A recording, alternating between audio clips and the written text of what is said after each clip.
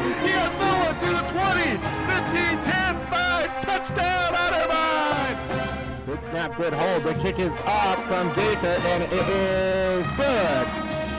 Takes the give to Rudolph. Sizemore throwing off his back foot. Oh, what a catch by Bryson Ray! Oh my goodness!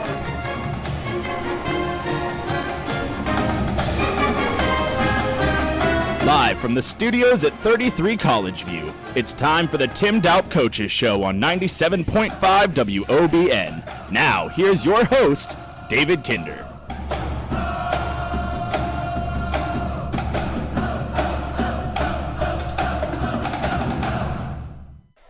Good evening and welcome into the season finale of the 2014 Tim Doup Coaches Show. And contrary to what our intro said, we are not live from the studios of 33 College View like we normally are. We are live from the Campus Center, broadcasting live and recapping the whole season, and we'll look forward to next season as well. A great show planned for you. Our guest today at the Campus Center, as always, head football coach Tim Doup and senior defensive nose guard Tyler Green from Sugar Grove, Ohio, who finished the season with 24 tackles and on the Otterbein defense had 2.5 sacks of the OAC's best 35 sacks that Otterbein had this year. Otterbein lost their season finale to Ohio Northern Polar Bears by a score of 34-13. Tyler, it was senior day, obviously a very emotional day. The last time you're going to put on the Otterbein uniform, what did it mean to you going out there for the final time? Like you said, it was very emotional. Before we did our walk for the senior day, Coach Doup grabbed me and he said, hey, it's a game. You just got to play. I know it's emotional. Walking out there for that first defensive play, I was really emotional, but, I looked at Berg and I looked at Kyle Blust, our DNs, and so let's get to work. And just played through it. I wish I could put the uniform back on next fall, but I got to move on with my life. Coach, focusing first on this senior class, there were 21 of them. They finished their 4 years in Westerville 21-19. Probably most impressive to me, 3-1 in their time against Capital here in Westerville, and had one of the greatest school seasons in school history back in 2012, your first year when they finished 8-2. It was the first senior class where you were their head coach for the majority of their playing career. Can you just talk about in general what this senior class meant to you? Yeah, this was a very special class. I called them, I always talk to them by myself on Fridays before the last game, and I called them up and I just told them I appreciated everything they've done. A very special class. We had no problems.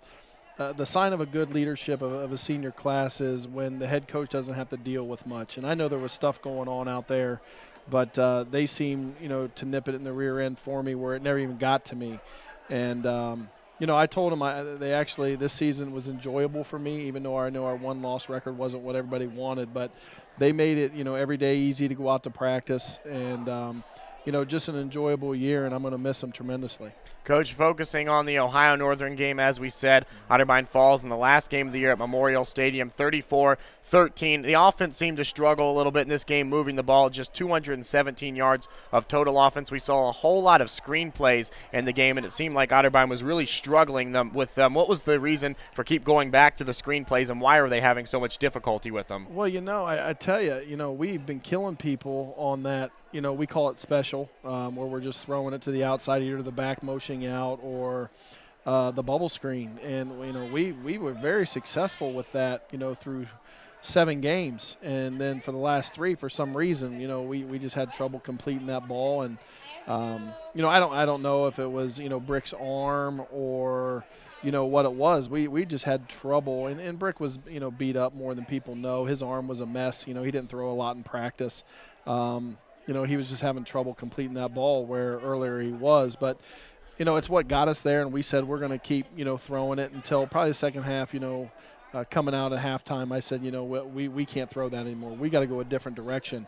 And that's what we did. And, we cut it to, I think we cut it to, 7 in the fourth quarter, but, we just ran out of gas. We saw some shifting on the offensive line in the second half of the ball game. Schaefer moved to center. Knoppenberger moved over to left guard. What was the reason for the shifting of the O-line? Well, actually, we started the game like that. Okay.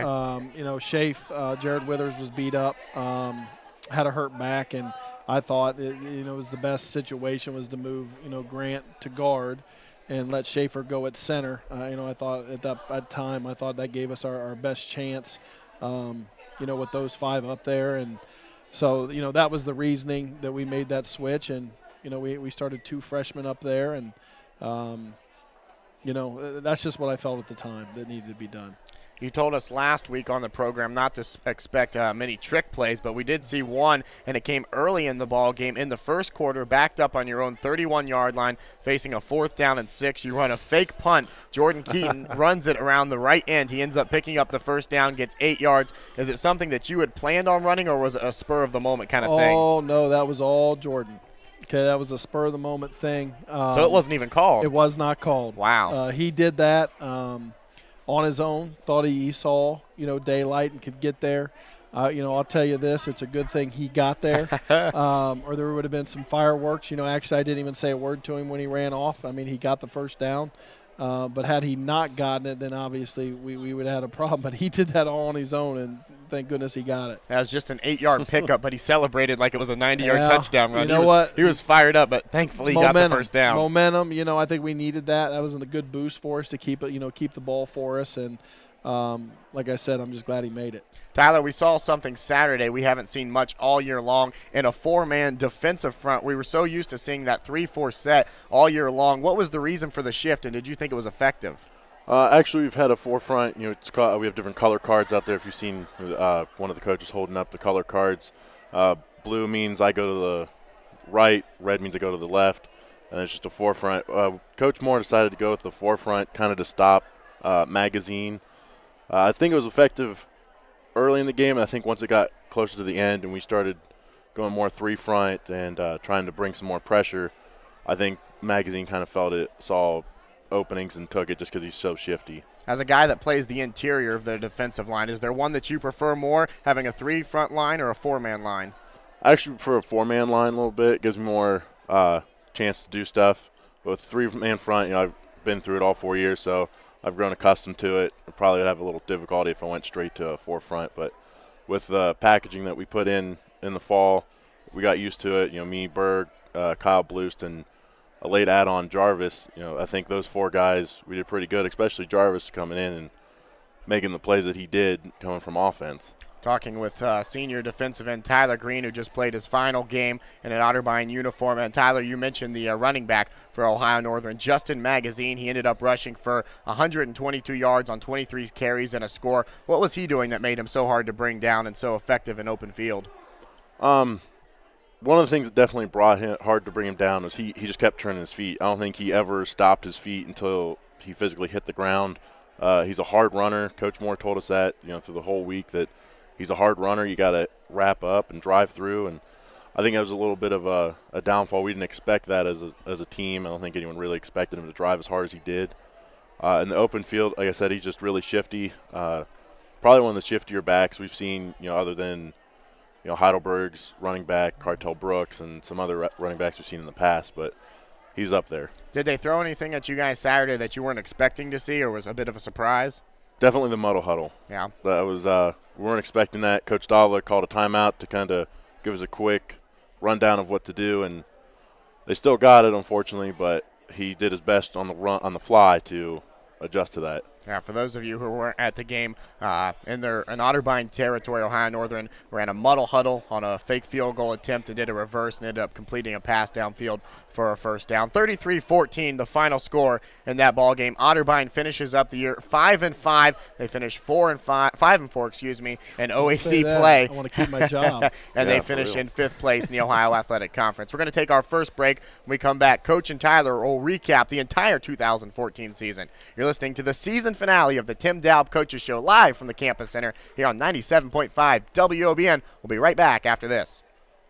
Fewer than 5 out of 100 people give blood. Ever wonder why they do it? It's the one thing that we can do that we can always afford to do, and hey, you get a snack afterwards. So snacks are great. I had never knew my blood type, and I found out in doing this that I'm O negative, so there's that added pressure knowing that everyone can use my blood at any time, and so I feel like it's my responsibility. It's a little extra bragging power too, knowing that you're a universal giver. Yeah, I'm pretty special. Call 1-800-RED-CROSS or visit redcrossblood.org to make an appointment today. Hi, I'm Junior Center Grant Offenberger. You're listening to the Tim Doup Coaches Show here on 97.5 WOBN. Miss anything from today's episode, you can listen to every show on WOBN's YouTube page.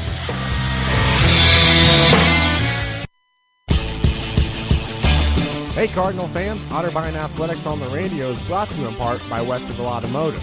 Serving the Westerville area for 20 years, they have 2 locations on Westerville Road and in the Uptown area, just seconds away from Otterbein on Main Street. They're on the web at westervilleautomotive.com. You can follow them on Facebook at Westerville Automotive Uptown or call them at 614-890-6700. I used to be one of those irresponsible guys, always goofing off and acting like a real jerk. Girls wouldn't give me the time of day. Hey, Julie, do you have the time? Shut up. Then, 30 days before my 18th birthday, I went down to my local post office and registered with Selective Service. Overnight, I became aware of the man I had suddenly become. Eligible for federal student loans, government jobs, and job training. Responsible and mature. Hi, Julie. Dinner tonight? I'd love to, Brad. So register with Selective Service. It's what a man's gotta do.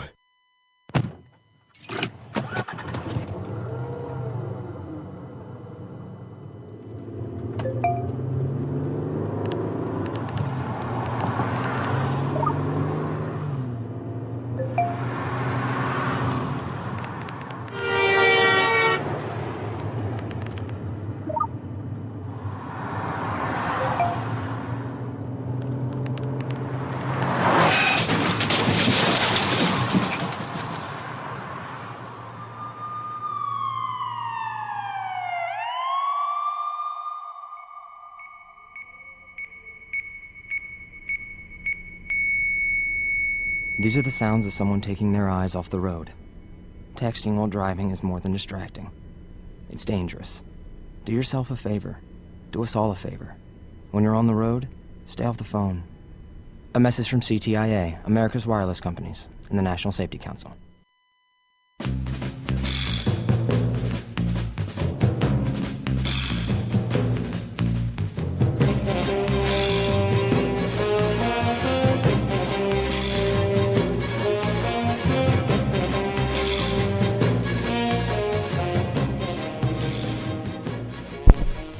Welcome back to the program in the season finale of the Tim Doup Coaches Show. We are live from the Campus Center. About 15 minutes left in the episode, so if you're driving around Westerville and you're listening to today's broadcast, pop your head into the CC. Come say hi to Coach Doup. He likes visitors. He likes people saying hi. I'm David Kinder, and, of course, joining me, as I said, is Coach Doup and senior defensive tackle Tyler Green. And, Coach, we're live from the Campus Center, and with the loss to Ohio Northern, Otterbein finished the year 5-5, as we said. For the second straight year, they finished 5th in the Ohio Athletic Conference. And, Coach, we were with you guys all year from Media Day up through the season finale. And if you remember at Media Day, you guys were voted to finish 7th place in the conference in both the coaches and the media poll. And I was talking to you in Canton that day at the Pro Football Hall of Fame, and you told me you thought that was a very fair assessment to put the team at 7th place. Yeah. You end up finishing 5th place, 2 spots higher than most thought. So when you reflect on this season overall, what's the grade you give it?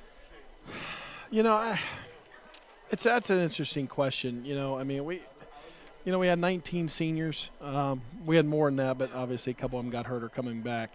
On this grade, I would say probably a B. You know, when people picked us right there, I knew we would be better than that. You know, but I always say I don't believe in polls. I don't believe in anything like that. You know, I thought we had a chance to be better than 7th. You know, I thought, especially with everybody had coming back and with our schedule, you know, when you play 4 top-ranked teams in the country, you know, that's tough. I mean, it really is. You know, inside, you know, day in, day out. You open with number 9. You got to play 3. You got to play 6. We lose. You know, we got to play number 23, and then you got to finish with Northern, who's just a big physical monster. So, you know, I would say around a B. It would be the grade.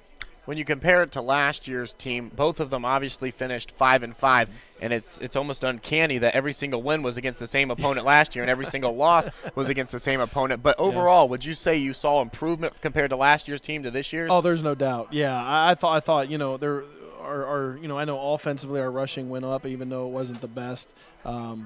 Our total offense went up. Our scoring went up. I think we averaged 14 points last year. We averaged 24 this year. You know, we scored on Mount. We scored on John Carroll. We scored on St. John Fish. Those games we didn't score last year, you know, and so we scored there. Defensively, you know, how much can I say when you lead the conference in sacks? I mean, we went from, I think, 5 sacks last year to, 35? Yep. I mean, so, yeah, I mean, we got a lot better this year. Even though our record was the same, I felt this team, took a step in the right direction of getting us to where we need to be. And statistically, you can see that where I thought, we were better. Coach Tyler, Coach just mentioned the defense, and he talked about how they finished #1 in the league in sacks this year. Obviously, a lot of positives, some negatives too this year for the defense. When you reflect on it, what's the overall grade for the defense this year? For the defense, I'd probably have to go with Coach Doup and probably give us a B. There were some times in games that he mentioned to us after games. So there was like a 10-minute spurt of where we just kind of gave up or had just a down. Zoned out. Yeah, zoned out. Yeah. And if we didn't have those things, I definitely think we'd be up there higher. The games that we lost that happened in those would be a lot closer. But, we all worked well together. We all talked well from most of the season.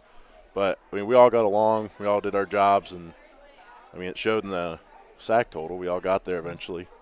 When you look back at the season, is there one game or maybe a series of plays from a certain game that when you think back, you may think, oh, wow, I really regret something about that, and you really wish you could change it? Definitely the Wilmington game. I played down that Wilmington game. The whole week I was thinking, the center's not really that great. And then I came out and I was playing high. I wasn't playing that well, and Coach Moore kind of pulled me aside at halftime, and he told me I got to go. So second half, I did a little bit better. I got my 2 sacks, and I played better than I did the first half, but definitely not as good as I thought I could play. When you look at the defense as a whole, where do you think that they improved the most from week 1 at St. John Fisher to the last game against Ohio Northern? Where did you see the most progress? Definitely communication, because Coach Doup and Coach Moore, they harped on us in practice. We got to get calls across the line, make sure people hear the check so we can get the right play. And I think from St. John Fisher to Ohio Northern, you could definitely hear the calls a little better than St. John Fisher. A lot of players had very nice years individually on the defensive side of the ball. Zach Hamilton finished the year as the OAC sack champion with 9.5. Preston Pearson finished 1 tackle shy of being the conference tackles leader. And I thought Jordan Shell did a nice job all year long defending most teams' #1 receiver. If you had to give a defensive MVP for the year, excluding yourself, of course, who would you give it to? Definitely Hammy. Hammy just is a hard worker, known him for 4 years. He's little, but, man, he works so hard. Watching him get those sacks, the way he works on pass rush with Pat, he knows how to get around the tackle. He knows what to do. He knows his stuff. So I definitely would give it to Zach Hamilton. Coach, will ask you a similar question about the offense. Ryan Toombs, who had never caught a pass coming into this year, his senior year, finishes in the top 10 in the league in receptions with 35 and yards with 495. Reed, before his injury, was on pace to be close to a 1,000-yard running back this year. And then guys on the offensive line like Grant Knoppenberger, another solid year. If you had to give an offensive MVP, I'm putting you on the spot. Whoa. Who's it going to be? Keep in mind the players are listening in right now. Yeah, I know. And it's hard to say. That's the only thing. You could throw Brick in there too. Brick was, the general of the offense. I figured quarterbacks got enough credit. Yeah. I'm just saying overall. Right. I think I think any one of those guys. Before he got hurt, Reed was, at almost 10 yards a carry and, 77 carries for almost 700 yards. That's almost 100. I think he finished with 99 a game. And then, Toombs, I'll say this. For never playing the spot, okay, and doing some of the things he do, I would say Ryan. Only because we moved him there in the spring and not knowing if he could even do it. And he was comfortable enough. We could have played him outside, inside. We could have done anything with him. So I think from that standpoint of never playing the position and being thrown into it, that I would have to say it was him. And he turned out to be the team's best deep threat as well, deep down the field on long passes. As an offensive coach, is there one specific play or a call that stands out to you that if you could go back you would change? Oof. Geez, I wish I would have known that one before I had to think. What game? What call? Not off the top of my head. Just because I don't have time to think about it. It would probably I would probably say, hey, look who it is. I just gave him some pub. There he is. Ryan Toombs just Ryan walking Toombs by just the now broadcast walking table by, in the CC. And I just talked about him. He was just given Coach Doup's MVP of the season. I think he heard you and he had to come by. But you probably, there was a couple fourth downs I'd probably take back and maybe punt the ball instead of going for it, but at those times you're in the heat of the moment, you've got to do what you feel is right, and maybe a couple of those and we didn't get the first down. Conversely, I know I'm putting you on the spot again, but is there a play you remember that you would call maybe the play of the year and really something you were proud of and that the players really executed to full potential? I would probably say we have a play called 98 Mergs, and we put that in for Wilmington as a man beater. And the first time we called it, it's a little bit of a rub route, and Cole Benner, if you remember, at Wilmington, we called it the first time and he took it to the house. If you also remember at BW, our last touchdown, which put us up for good, was the same play. And then Saturday, when he was wide open, same play.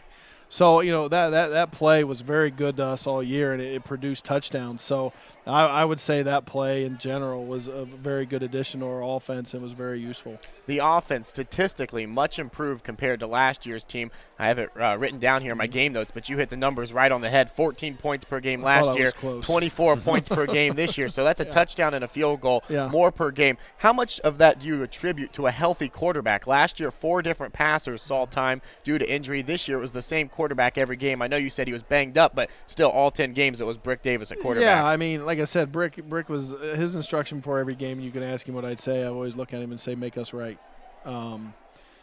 Just make us right because of our 2 play calls and things we do. I think it's a lot to do with it because he was very familiar in what we're trying to do, and he was always, he was the guy that would yell at people on offense and get on them. But I also think, our running game through the first 7 games was, helping us tremendously with all of our running backs doing a great job. Whether any one of those 4 we put in there did a good job. It just happens that Reed was, just busting some bigger ones. And then the pass game, with Laird and, Cole Benner really hadn't played a lot either. So you throw him in there at slot and Ryan. And then, we throw a freshman in, Logan Stepp, in there. And you got Bryson Ray still playing tight end. And, there were some things that I think we had a little bit more firepower on offense. 5 victories, 5 defeats. That is where the 2014 Otterbein football team finishes. We'll take our second break. When we come back, we'll look forward to the 2015 season and get Coach Doup's early predictions for the year and see what Tyler thinks the men that will be replacing him need to do. This is the season finale of the Tim Doup Coaches Show from the Campus Center on 97.5 WOBN. We'll be right back after this. Football is a sport that unites fans, players, and coaches alike in a spirit of competition and camaraderie. Football season has come to our area, and while you're watching a game with friends or sharing in the excitement with family, be sure to celebrate responsibly. Never pick up the keys and drive if you've had too much to drink. And if you're 21, drinking alcohol is against the law. Remember, alcohol is different. Let's all work together to keep our roads and community safe and have a winning season.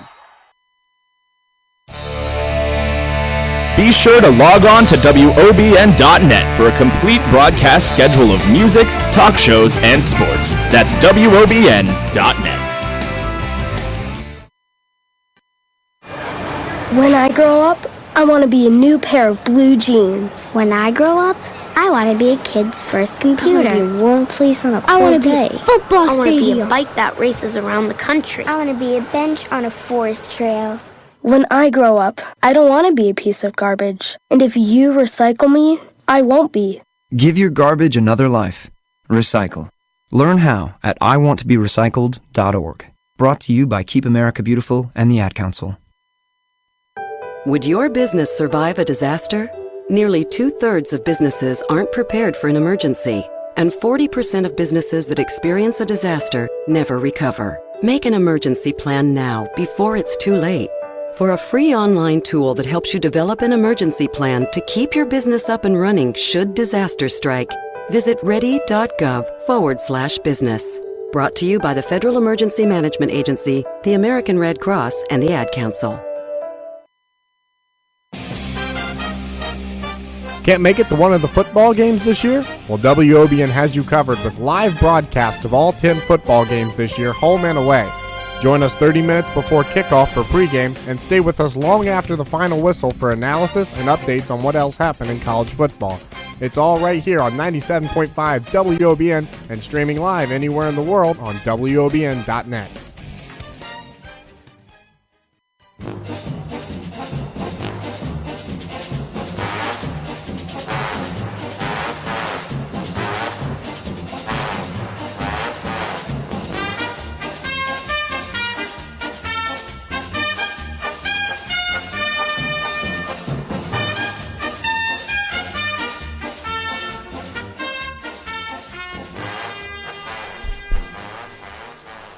Welcome back for the final segment of the final Tim Doup Coaches Show of the 2014 football season. David Kinder alongside with Coach Doup and senior defensive tackle Tyler Green joining me live from the Campus Center. And we got about 10 minutes left in today's program, so it's your final chance to come down, say hi to Coach Doup. He's been getting a whole lot of waves during the show. So is Tyler. Very popular people here at the Campus Center tonight. Coach, as I know, as soon as the Ohio Northern game finished, your focus probably shifted to the 2015 football season. You have some recruiting trips planned coming up soon. But in reality, how long did you reflect on the 2014 season before you started thinking about next year? Well, I thought about it a lot, after the game.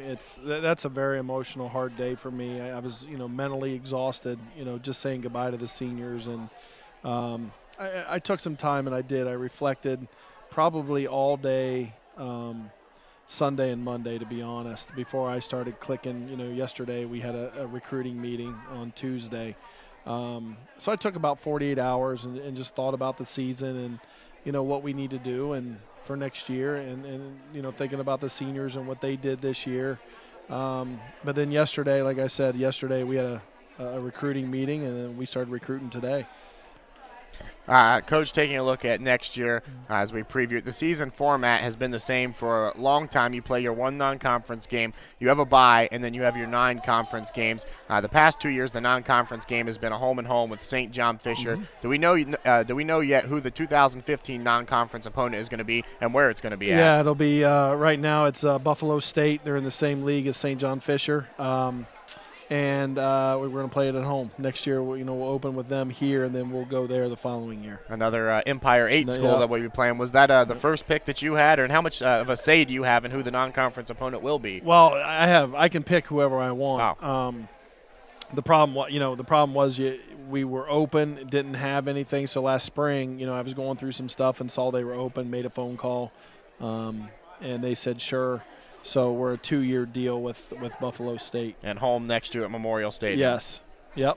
Tyler, obviously the defense loses a lot of talent next year, including yourself. The line loses yourself and Evan Bergenstein. The linebacking core will lose 3 of its 4 starters, and the secondary will also lose 3 of its 4 starters out there. So a lot of talent is going to be gone. But tell me about some of the younger players that we might not have seen much this year that you think have a chance to step up and fill some of those vacancies on the defense. Well, definitely on the line, joining who I'm assuming will be Kyle Blues there still. Scotton, we call him Scoots. He was a DN, got moved to nose a little bit. I definitely think he has a chance of getting in there, depending if it's end or nose. And we got some, I can't really think of any of the other ends right off the top of my head. Jarvis, yeah. Jarvis will be doing probably, Vincent. He wants to try to do both. Vincent, Leber. Vincent's just ridiculously athletic. He just needs to hone in on the defensive side because he's been a receiver all of his life, so now he's got to learn how to put his hand in the dirt, which I'm pretty sure he's not used to. Leber's just strong. Thinking of them, they got some great playing time this year. They did some pretty good things here and there. I'll definitely see them coming in. For the secondary, just thinking of it, Caleb Martin, he'll get a shot. I think he'll do a pretty good job. Josh Bixel, he came in a little bit. He did pretty good. And I can't think of his name right now. Dakota Smith, there it is. He's been doing great things all through practice this year as a freshman. I definitely think give him a chance to hit the weights a little bit. He could be a pretty good safety. Linebacker-wise, we got Ben Zierzo might get a shot. He's going to be a senior next year. Just thinking of some of the linebackers, it's going to be a pretty close battle with Nick Toledo there. Jones probably going to keep a spot. Toledo's just a character. Hopefully he gets a shot. I'd like to see him play, see some of the celebrations he's got prepared for anything he does. So you feel like you're leaving this defense in very good hands for next year? Yes, I do. Okay, taking a look week in and week out, you practice against the offense, and obviously they're losing a lot of talented players as well. Tell us about some of the players you think that could step up on the offensive side of the ball and fill some of those holes. Let's see, starting with the O-line, definitely Shafe. I hope Shafe gets more time because when I was going against him in the scout team, he was just a hard worker. I told the freshmen in camp, if the coaches weren't there, I told them, I was like, look, guys, this is your chance to beat us up, show the coaches that you can play, show them that they got you here for a reason. And I think Shafe definitely proved it against me. He was a big handful sometimes. He just kept running his feet. He's a good blocker. I think he'll get a good shot at it. Some of the other freshman linemen, like Joe Itkus, as big as he is, he can move. Hopefully he can get loses a couple pounds and see what he does. If you go to the wide receivers, Zeller, one of our receivers, he constantly beat us on deep routes. He has remarkable hands. He made some catches that, as a defense during scout team, we look at each other like, how did he make that catch? I'm pretty sure Ryan probably had some of those thoughts too, because he had one, I think, against preparing for Ohio Northern. He caught one going out of bounds, kept his toes in and everything. It was he's just a ridiculous player. As of that, we had a whole bunch of people. Kyle Minyo, he jumped around a couple times. I think he'll be a good receiver. I think it's just whoever puts in the most work will get the most chance to play at receiver, because we have 4 or 5 freshman quarterbacks and we have a handful of receivers. Just whoever has the best connection with one of them is going to get the most playing time. Coach, whenever a team graduates its starting quarterback, as Otterbein does this year, there's always talk of who's going to replace him. And I suppose the short list right now would be the senior to be Kevin Green and the junior to be Joey Longino. Is there one that currently has an edge, or will there be an open competition in some, or is it just way too early to tell? No, I think it's going to be an open competition. There's no doubt about it. We're going to open it up, and we have some freshmen that can sling it also. So, I told everybody that last year coming in too, that, I told Brick right to his face, hey, we're going to open this up. And I ripped him during camp too, because he wasn't playing up to the expectations that I expected. And so it'll be a wide open. And, I'll say that publicly, and everybody needs to know that it's going to be a wide open competition. You mentioned earlier that you're going to be hitting the recruiting trail very soon. What are some of the positions that you're going to try to really recruit hard, and some of the parts of the state that you're going to really recruit hard? Well, in our recruiting, we start close in Franklin County, and then we hit the counties surrounding Franklin. Whatever touches Franklin County, we try to hit those in the first couple days and get those out of the way, and then we start broadening out. We'll hit it. We'll send some coaches into Cleveland, Dayton, Cincinnati.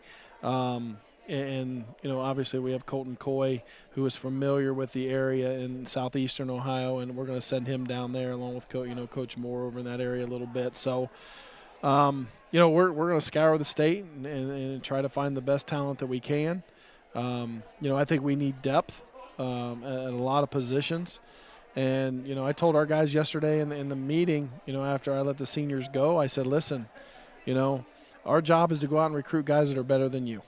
So if you want your job, you got to work extra hard in the off season, and that's what we're going to do. We're going to try to recruit guys better than that are here right now, and that'll put a fire under our guys as we're in that don't want to lose jobs, and make them work harder, and that's our job. Lastly, for you, Coach, it's officially the off season. Other than recruiting, what's some of the things a head coach has to do in the winter months? Oh, geez, a lot.